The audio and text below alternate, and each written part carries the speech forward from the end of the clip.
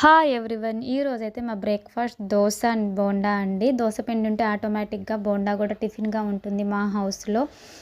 Bonda వేస్తానికి prepare చేసి పెట్టేశానండి. Recipe అయితే కొంచెం గట్టిగా ఈ విధంగా ఉంటే రెసిపీ చాలా టేస్టీగా ఉంటాయి. బోండా పర్ఫెక్ట్గా ఉంటుంది.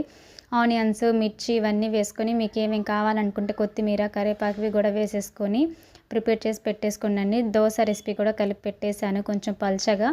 టిఫిన్లోకి అయితే ఎర్ర చట్నీ అయితే వేసేసానండి. బోండాస్ అయితే ఫస్ట్ మా పిల్లలకి వేసి ఇచ్చాను. దోశ, బోండా 2 వేసి ఇచ్చానండి. ఎవరికి ఇష్టమైన వాళ్ళు తింటారని చెప్పి.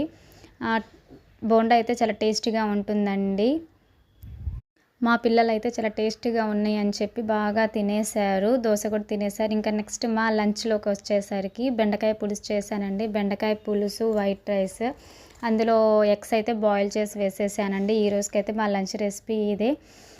సబ్స్క్రైబ్ చేయని వాళ్ళైతే ఒకసారి సబ్స్క్రైబ్ చేయండి అబ్బా. లైక్ కూడా చేయండి. Thank you.